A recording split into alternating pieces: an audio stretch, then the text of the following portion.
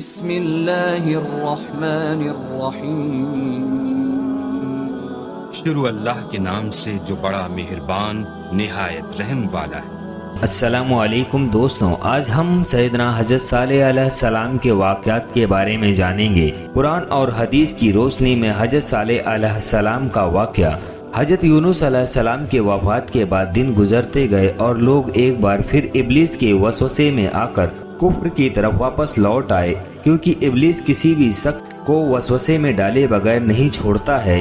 اس طرح ایک بار پھر کفر پھیل گیا، چنانچہ اللہ نے ان کی ہدایت کے لیے حضرت صالح علیہ السلام کو مبعوث فرمایا۔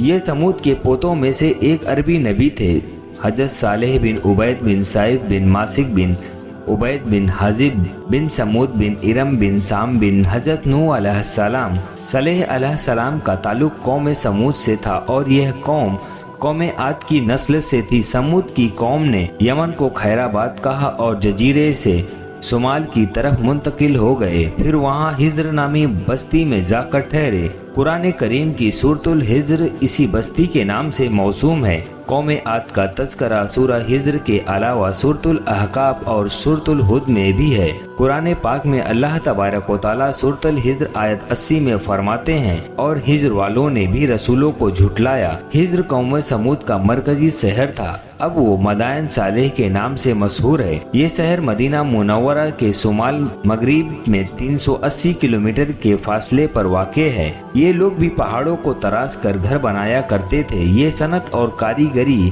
انہوں نے قوم عاد سے وراثت میں پائی تھی۔ قرآن پاک میں اللہ تبارک و تعالیٰ سورۃ الفجر آیت 9 میں فرماتے ہیں، اور قوم سمود کے ساتھ کیا کیا جنہوں نے وادی میں بڑے بڑے پتھر تراشے تھے۔ قرآن مجید میں اللہ تبارک و تعالیٰ ایک مقام پر فرماتے ہیں، اور ہم نے قوم عاد اور سمود کو غارت کیا، جن کے بعد مکانات اور آپ کے سامنے ظاہر ہیں۔ ان کے مکانات ان کی تباہی سے لے کر اب تک موجود ہیں۔ شام کے راستے میں خیبر طائمہ کے تبوک تک قوم سمود کے آثار پائے جاتے ہیں۔ یہ لوگ کس طرح پتھر تراش کر گھر بناتے تھے۔ قرآن پاک میں اللہ تبارک و تعالیٰ نے سورۃ الاعراف آیت 74 میں اس کا ذکر کیا ہے۔ اس وقت کو یاد کرو جب اللہ تبارک و تعالیٰ نے تمہیں قوم عاد کے بعد جانشین بنایا اور تمہیں زمین پر رہنے کا ٹھکانہ دیا کہ نرم زمین پر محل بناتے ہو اور پہاڑوں کو تراش کر ان میں گھر بناتے ہو۔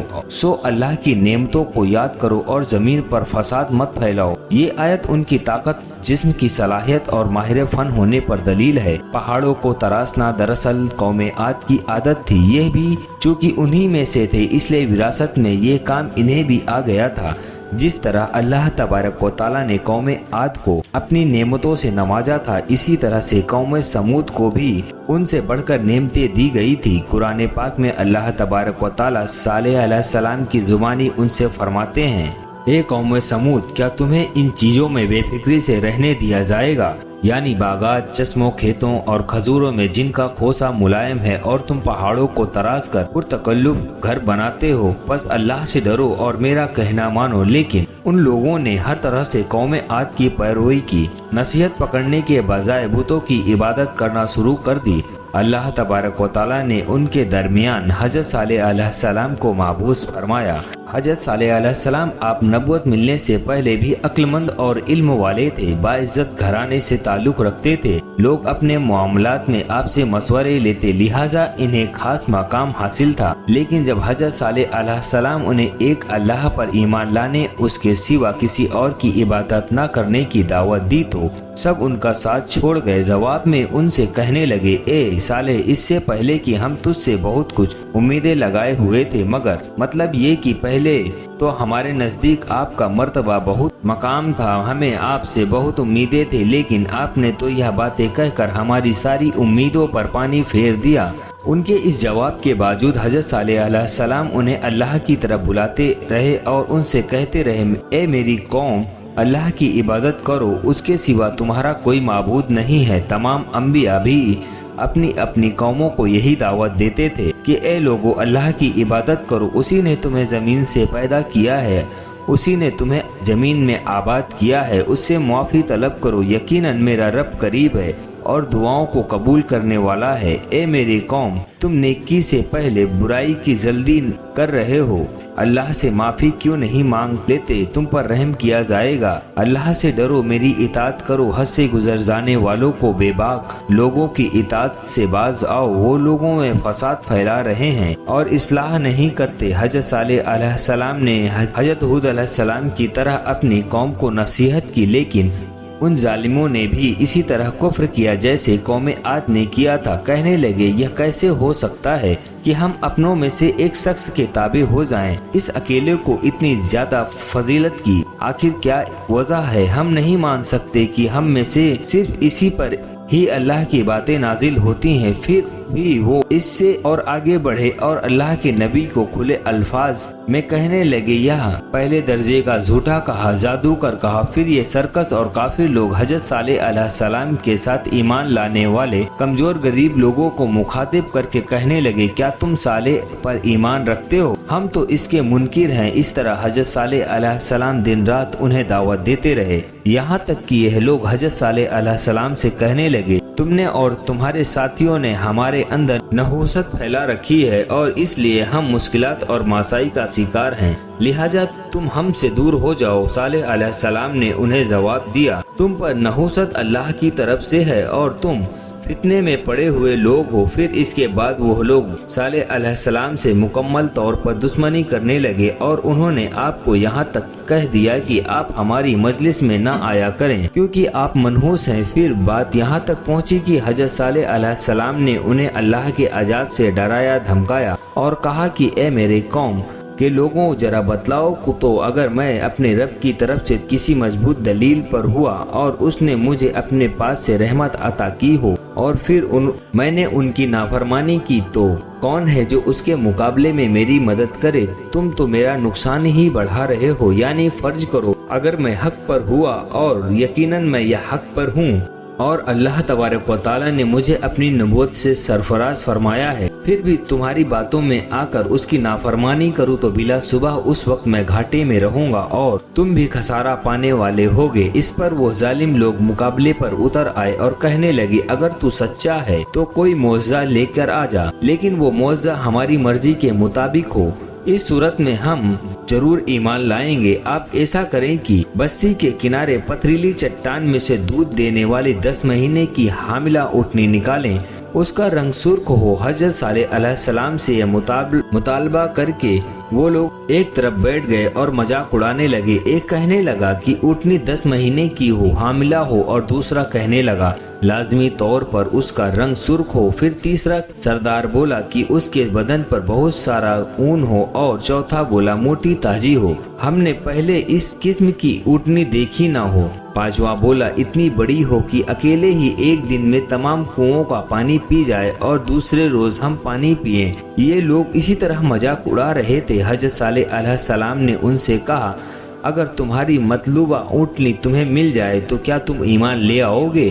سب نے مل کر کہا، ہاں ضرور ایمان لے آئیں گے۔ حضرت صالح علیہ السلام نے کہا، تب تو تم سب لوگوں کو ایک جگہ پر جمع کر لو۔ مقررہ دن سب لوگ ایک جگہ پر جمع ہو گئے۔ ان کی موجودگی میں حضرت صالح علیہ السلام نے اللہ سے دعا کی، زمین پر زلزلہ طاری ہوا، ان کی آنکھوں کے سامنے چٹان پھٹی اور اس سے بالکل ویسی ہی اونٹنی نکلی جیسے وہ لوگ بول رہے تھے۔ انہوں نے اپنی زندگی میں ایسی اونٹنی کبھی نہیں دیکھی تھی، اس میں وہ تمام صفات موجود تھی جن کا ذکر ان لوگوں نے کیا تھا۔ اللہ تبارک و تعالیٰ سورہ ہود میں آیت 64 میں فرماتے ہیں، اے میری قوم، یہ اللہ کی بھیجی ہوئی اونٹنی ہے، یہ تمہارے لیے ایک خاص معجزہ ہے۔ اگر تم اسے اللہ کی زمین میں کھاتا ہوا چھوڑ دو اور اس سے کسی طرح کی تکلیف نہ پہنچاؤ ورنہ فوری عذاب تمہیں آ پکڑے گا۔ اس اونٹنی کو چونکہ کسی اونٹنی نے نہیں جنم دیا تھا اس لیے اس کو ناقۃ اللہ یعنی اللہ کی اونٹنی کہا گیا۔ پھر حضرت صالح علیہ السلام نے فرمایا، اے لوگو سن لو،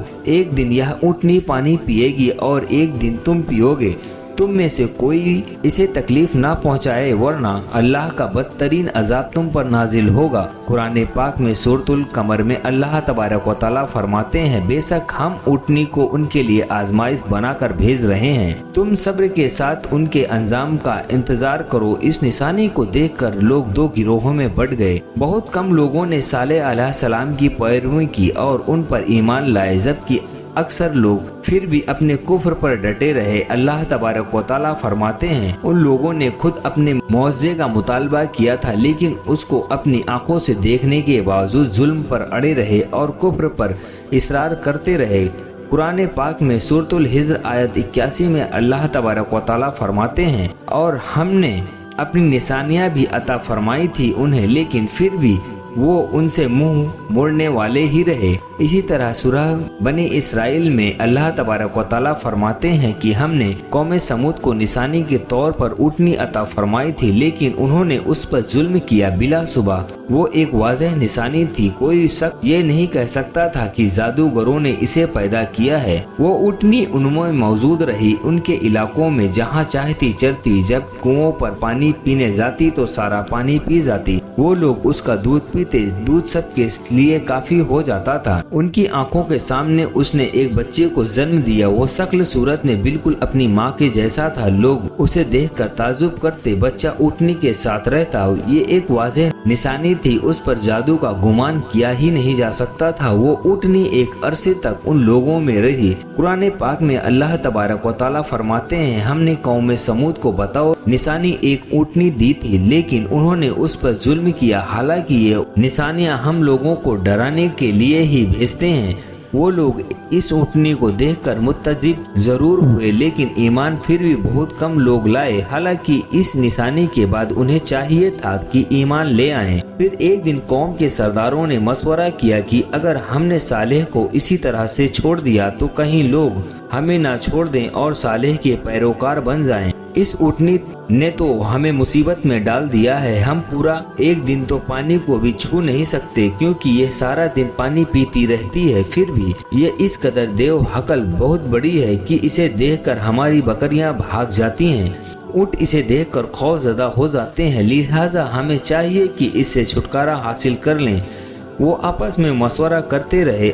आखिरकार उन्होंने एक आदमी मुंतखब किया। मुअर्रिखीन का इस पर इत्तफाक है कि उसका नाम कुदार बिन सालिफ था, उसके साथ उसका एक साथी भी था। इन दोनों ने मिलकर ऊँटनी को कत्ल किया।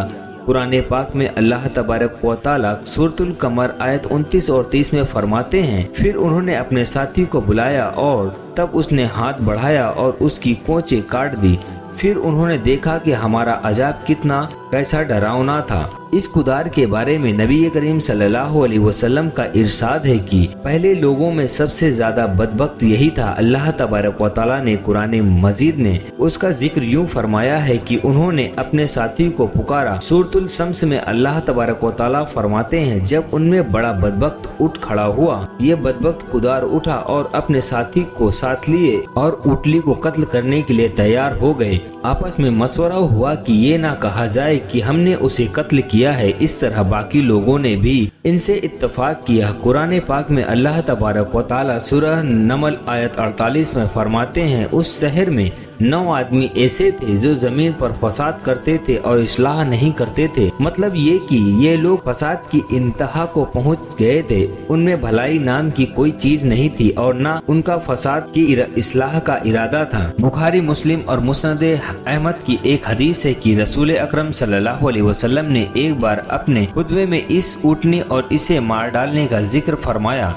कि जैसे अबू जामा, इसी जैसे ये शख्स भी अपनी कौम में अजीज दिलेर और बड़ा आदमी था। तमाम लोगों ने उस वक्त के साथ अहद किया और उसे यकीन दहानी कराई कि अगर तुम्हारे साथ किसी ने बुराई का इरादा किया तो तमाम कौम तुम्हारी हिमायत में उठ खड़ी होगी। इस यकीन दहानी के बाद ये बदबख्त ऊँटनी के इंतजार में बैठ गया। ऊँटनी पहाड़ की तरफ से आती दिखी तो पानी पीकर वापस चली जाती थी। यही उसका मामूल था। जब इन लोगों ने चट्टान से ऊँटनी को निकलते देखा तो अचानक हमला करने के लिए आगे बढ़े, लेकिन उसका जुस्सा देखकर खौफजदा हो गए, उल्टे पांव भागे। बदबख्त कुदार ने अपने साथियों की यह हालत देखी तो हंस पड़ा और आगे बढ़कर ऊँटनी की रान में तीर मारा।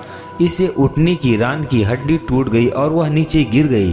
फिर उस जालिम ने अपने साथियों को आवाज दी और आगे बढ़कर ऊँटनी की कोंचें काट दी। कुरान पाक सूरह शम्स में अल्लाह तबारक व तआला फरमाते हैं, उन लोगों ने अपने पैगंबरों को झूठा समझकर उस ऊँटनी की कोंचें काट दी, बस उनके रब ने उनके गुनाहों के बाइस उन पर हलाकत डाली और फिर हलाकत को आम कर दिया, उस बस्ती को बर्बाद कर दिया। ऊँटनी की कोंचें काट दिए जाने के बारे में अल्लाह तबारक व तआला एक दूसरे मकाम पर फरमाते हैं कि बस उन्होंने ऊँटनी को मार डाला और अपने परवरदिगार के हुक्म से सरतब्बी की और कहने लगे, ए सालेह, जिन अजाबों से तू हमें धमकाता रहता था, अगर तू वाकई पैगंबर है तो उन अजाबों को हम पर नाजिल करा दे। ऊँटनी पर हमला होते ही उसका बच्चा भाग निकला था। वो पहाड़ की चोटी पर चढ़ गया, 3 मरतबा बिलबिलाया। यह बदबख्त उसके पीछे भागे और आखिर उसे भी कत्ल कर दिया। फिर तमाम बस्ती वाले जमा हुए और ऊँटनी और उनके बच्चे का गोश्त तैयार किया और मजे के साथ उसको खाया। इस जुर्म में उन सब ने शिरकत की, अलबत्ता जो लोग हजरत सालेह अलैहिस्सलाम पर ईमान ले आए थे वो अलग थलग रहे। सालेह अलैहिस्सलाम को जब यह खबर मिली तो वो घबराए हुए ऊँटनी के पास पहुँचे। ऊँटनी बेजान पड़ी हुई थी, उसका बच्चा बेजान था। लोग उसके इर्द गिर्द जमा थे और उसका गोश्त खा रहे थे। इस वक्त सालेह अलैहिस्सलाम ने उनसे कहा कि अच्छा, तुम 3 दिन तक अपने घरों में रह लो, यह वादा झूठा नहीं है। मतलब यह कि तुम्हें सिर्फ 3 दिन की मोहलत है, इसके बावजूद तुम सब के सब हलाक हो जाओगे। वो सालेह अलैहिस्सलाम के बात को रद्द करते हुए उन्हें धमकियां देने लगे कि जिन अजाबों का तू हमसे वादा कर रहा है, अगर तू सच्चा है तो उनको हम पर नाजिल कर दे। ऊँटनी के कत्ल के बाद कौम के सरदारों ने एक जगह जमा होकर मशवरा करने लगे कि आज रात सालेह को भी मार डालते हैं। कुरान पाक में उनके इस मशवरे के बारे में अल्लाह तबारक व तआला सूरतुल नमल आयत 48 और 49 में फरमाते हैं, इस शहर में 9 सरदार थे जो जमीन पर फसाद फैलाते रहते थे और इस्लाह नहीं करते थे। उन्होंने आपस में बड़ी बड़ी कसमें खा कर अहद किया और रात को ही सालेह और उसके घर वालों पर छापा मारेंगे और उसके वारिसों से साफ कह देंगे कि हम उसके अहल की हलाकत के वक्त मौजूद नहीं थे और हम बिल्कुल सच्चे हैं। अब यह लोग सालेह अलैहिस्सलाम के घर की तरफ चले। कुरान पाक में अल्लाह तबारक व तआला सूरतुल नमल आयत 50 और 51 में फरमाते हैं, और उन्होंने एक दांव खेला, सो हमने भी एक दांव खेला, फिर उन्हें खबर भी न हुई। फिर देखो उनके दांव का क्या अंजाम हुआ, हमने उन्हें और उनकी सारी कौम को हलाक कर दिया। सालेह अलैहिस्सलाम का घर पहाड़ की बुलंदी पर था। ये फसादी लोग अभी ऊपर चढ़ ही रहे थे कि जमीन हरकत करने लगी और एक चट्टान ऊपर से लुढ़कती हुई आई और उन तमाम लोगों को पीस कर रख दिया। उन 9 फसादी लोगों की हलाकत के साथ ही अल्लाह के अजाब की इब्तिदा हो चुकी थी। चुनांचे सालेह अलैहिस्सलाम ने अपने साथियों के साथ उस बस्ती को छोड़ दिया था, यानी कि वो हिज्र के इलाके से निकल गए थे। सुबह हुई तो लोगों ने एक अजीब मंजर देखा। कौम समूद के तमाम लोगों के चेहरे जर्द पड़ चुके थे। वो सब लोग रोने लगे, अजाब के आसार शुरू हो चुके थे। दूसरे दिन तमाम लोगों के चेहरे आग की तरह सुर्ख हो गए और तीसरे दिन तमाम लोगों के चेहरे सियाह हो चुके थे। अपनी ये हालात देखकर सब लोग रोने और चीख पुकार करने लगे, अपनी कब्रें खोदने लगे। अब उन्हें यकीन हो चुका था कि अजाब का वादा बरहक है। अल्लाह तबारक व तआला ने उन्हें अपनी पहली कौमों की तरह एक किस्म का अजाब नहीं दिया था। जैसे नूह को सिर्फ तूफान के जरिए हलाक किया गया था, कौम आद को सिर्फ तूफानी हवा के जरिए हलाक किया गया था, लेकिन कौम समूद को अल्लाह तबारक व तआला ने तरह तरह के अजाबों में से 2-4 किया, इसलिए कि उन्होंने अपने मतलूबा शर्त पूरी होने के बावजूद ईमान कबूल नहीं किया था। अजाब की इब्तिदा जल्जले से हुई, जमीन हरकत करने लगी। इसके वजह से लोग अपने घरों में औंधे के औंधे पड़े रह गए, उनमें उठने की ताकत ना रही। और फिर आसमान में सख्त कड़ाका हुआ, उसकी हौलनाक दहशत अंगेज चिंगार ने उनके कलेजे भेजे फाड़ दिए। एक ही लम्हे में एक ही साथ वो सब के सब ढेर हो गए। दूसरी तरफ सालेह अलैहिस्सलाम और उनके साथियों को अल्लाह तबारक व तआला ने अपनी रहमत से नजात दी। कुरान पाक में अल्लाह तबारक व तआला सूरह हूद आयत 66 में फरमाते हैं, फिर जब हमारा फरमान आ पहुंचा हमने सालेह और उन पर ईमान लाने वालों को अपने फजल से बचा लिया और उस दिन की रुसवाई से यकीनन तेरा परवरदिगार निहायत तवाना और गालिब है। अजाब के आसार नामुदार होने पर हजरत सालेह अलैहिस्सलाम ने उनसे फरमाया था, ए मेरी कौम, मैंने तुम्हें अपने परवरदिगार का हुक्म पहुंचा दिया था और मैंने तुम्हारी खैर ख्वाही की, लेकिन तुम लोग खैर ख्वाहों को पसंद करने वाले नहीं थे। इसके बाद हजरत सालेह अलैहिस्सलाम अपने साथियों के साथ वहां से हिजरत करके फिलिस्तीन आ गए और वहीं रमल्ला नामी बस्ती में रहने लगे और यहीं आपका हजरत सालेह अलैहिस्सलाम की वफात हुई। नबी करीम सल्लल्लाहु अलैहि वसल्लम सहाबा कराम रज़ी अल्लाह अन्हुमा के साथ तबूक तशरीफ ले गए तो आपने मदाइन सालेह के करीब क़याम फरमाया था। सहाबा कराम ने उन कुओं में से पानी लिया जो कौम समूद के लोग इस्तेमाल किया करते थे। कुछ बर्तन भी वहां से ले लिए। आपको पता चला तो आपने हुक्म फरमाया कि इन बर्तनों को तोड़ दो और इन बर्तनों के पानी को बहा दो और इन पानी में से जो खाना तैयार किया गया है उसको उलट दो। आपने उन्हें उन घरों में दाखिल होने से भी रोक दिया जिनमें अल्लाह का अजाब नाजिल हुआ था। आप सल्लल्लाहु अलैहि वसल्लम ने फरमाया, मैं डराता हूँ तुम पर भी ऐसा अजाब ना आ जाए जैसा उन पर आया था, इसलिए उनके इलाके में दाखिल ना हुआ करो। अगर दाखिल होना पड़ जाए तो रोते हुए दाखिल हुआ करो और रोना ना आए तो रोने जैसी शक्लें बना लिया करो ताकि तुम्हारा शुमार जालिमों में ना हो। अल्लाह तबारक व तआला फरमाते हैं, आगाह रहो कौम समूद ने अपने रब से कुफ्र किया, सुन लो इन समूदियों पर फटकार है। कुरान में इनका किस्सा 26 से ज्यादा मर्तबा बयान किया गया है। इसके बाद लोग ईमान की हालत में अमन चैन की जिंदगी बसर करने लगे, लेकिन फिर नए सिरे से इनमें खराबी पैदा हुई और शैतान ने फिर अपना काम दिखाया। उनके दिलों में वसवसा डाला और फिलिस्तीन, इराक, मिस्र और जजीरे में के नवाही इलाकों में सिर्फ फैल गया। लोग एक बार फिर कुफ्र की तरफ वापस लौट आए। फिर इसके बाद एक और नबी का नुज़ूल हुआ। ये था हमारे हजरत सालेह अलैहिस्सलाम का वाक़या। उम्मीद करते हैं दोस्तों यह वीडियो आपको पसंद आई होगी और इसी तरह की दीनी इस्लामी मालूमात हासिल करने के लिए मेरे YouTube चैनल को सब्सक्राइब और वीडियोस को लाइक करना ना भूलें। मिलते हैं अगले वीडियो में, तब तक के लिए अल्लाह हाफिज़।